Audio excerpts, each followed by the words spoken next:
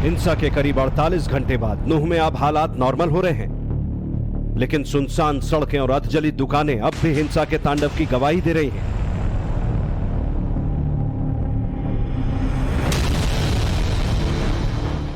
अब भी हिंसा के निशान सड़कों पर साफ नजर आ रहे हैं।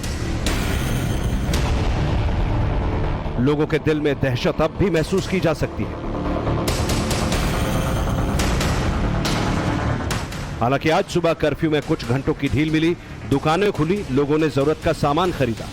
कर्फ्यू में भी आज थोड़े समय के लिए ढील दी गई है ताकि लोग अपनी आवश्यकता अनुसार वस्तुएं, दवाई, दूध इत्यादि खरीद सकें और स्थिति पर लगातार निगरानी रखी जा रही है।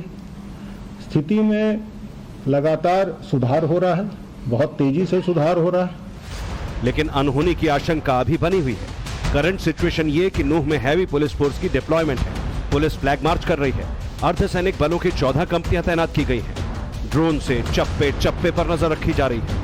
पुलिस अब चप्पे चप्पे में सतर्क नजर आ रही है। ना सिर्फ जमीन पर जगह जगह पुलिसकर्मी नजर आ रहे हैं, बल्कि आसमान पे भी ड्रोन की नजर से देखा जा रहा है कि उन छतों को वेरीफाई किया जा रहा है जहां से पथराव हुआ था, जिन इलाकों में आगजनी हुई थी, छतों से पत्थर फेंके गए थे, उन जगहों को वेरीफाई किया जा रहा है। और आप देख सकते हैं किस तरीके से यहाँ पर अब ड्रोन की मदद से भी नूह में जगह जगह पर निगाह रखी जा रही है। और ऐसी अब शक्ति पूरे मेवात में नजर आ रही है। पुलिस की जो अलग अलग जो कंपनियां यहाँ पर आई हैं, भारी फोर्सेज आई हैं, उनको आप जगह जगह पे देख सकते हैं। अगर बात करें केंद्रीय बलों की तो करीब 20 कंपनियां केंद्रीय बलों की भी यहाँ पे तैनात की गई हैं। और अब यहाँ पर कर्फ्यू में भी धीरे धीरे ढिलाई बढ़ती जा रही है। 2 घंटे के लिए आज कर्फ्यू खोला गया है। उसके बाद आज रात के बाद की स्थिति देखनी होगी, क्योंकि आज रात देर रात तक यहाँ पर कर्फ्यू है, धारा 144 लागू है और साथ ही जो इंटरनेट है उसकी भी पाबंदी है। लेकिन अब यहाँ पर आपको शक्ति देखने को मिल रही है और ड्रोन से रेजिडेंस एरियाज जो है और खासकर मेन रोड के पास के जो रेजिडेंट है जहाँ से पथराव हुआ था मेन सड़क पर, उस पर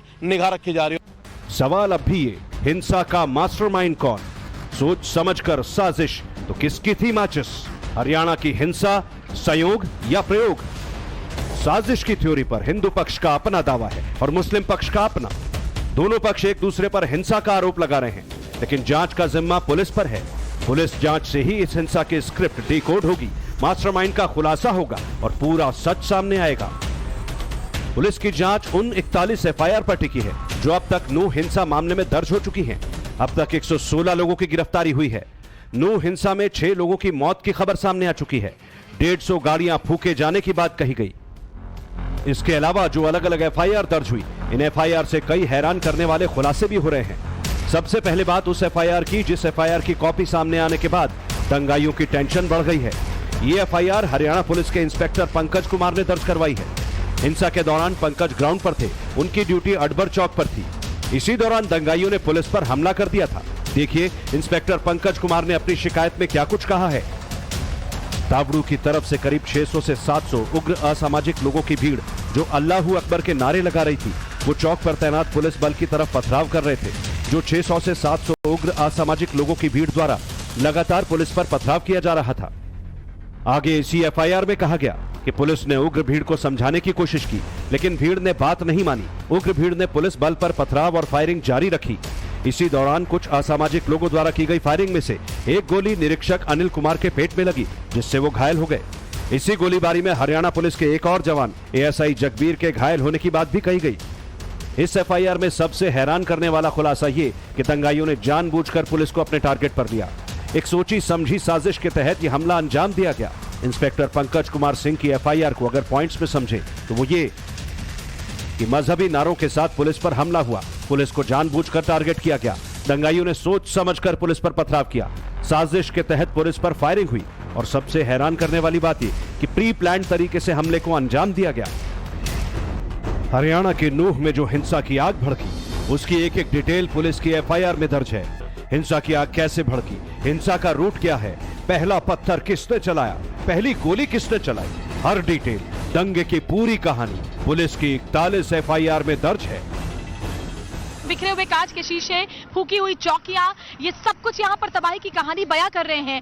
अभी फिलहाल जो स्थिति है वो कंट्रोल में है, लोग अपने घरों के अंदर है, स्कूल कॉलेज सब कुछ बंद कर दिया गया है, इंटरनेट सेवा यहाँ पर बंद है, इंटरनेट नहीं चल रहा है। लेकिन जरा देखिए आरएफ के जवान जो है रैपिड एक्शन फोर्स के, वो इस वक्त देखिए यहाँ पर तुरंत आए हैं, अभी कुछ ही मिनटों पहले आए हैं, और क्योंकि यहाँ किसी तरह की अनहोनी ना हो सके इसके लिए यहाँ हर तैयारी की गई है। खासतौर पर किसी को भी घरों से फिलहाल बाहर नहीं निकलने दिया जा रहा।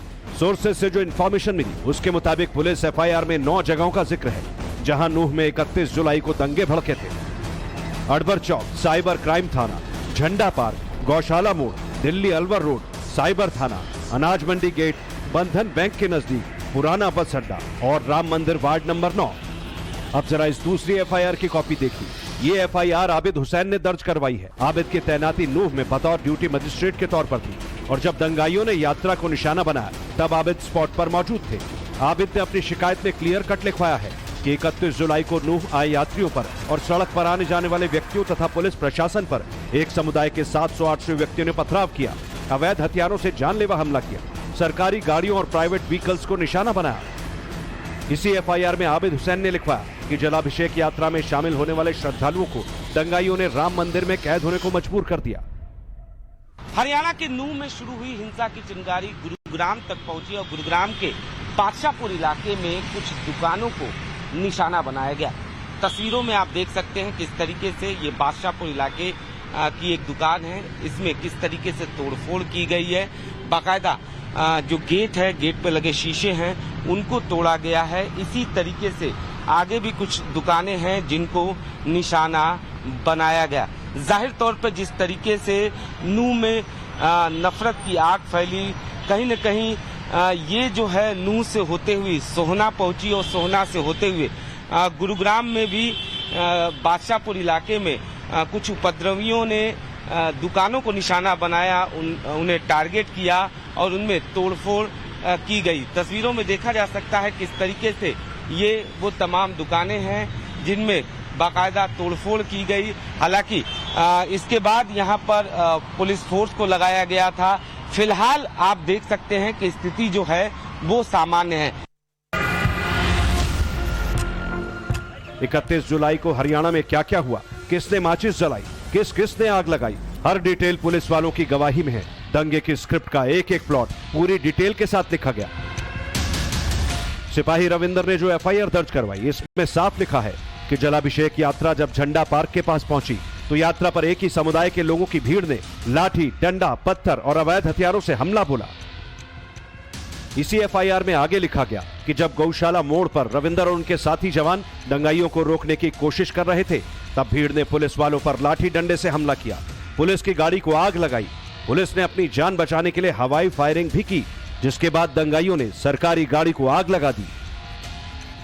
इस एफआईआर में जिन लोगों को आरोपी बनाया गया वो सभी समुदाय विशेष से ताल्लुक रखते हैं। कई ऐसे भी चेहरे हैं जिनकी तलाश अभी जारी है। हरियाणा के 6 जिलों में कर्फ्यू जारी है, तनाव बरकरार है। नूह, सोहना, गुरुग्राम, रेवाड़ी, फरीदाबाद, पलवल हाई अलर्ट पर हैं। इंटरनेट बंद है, पुलिस की छापेमारी जारी है। पुलिस लगातार दंगाइयों की तलाश में जुटी है, उनकी धरपकड़ का काम चल रहा है।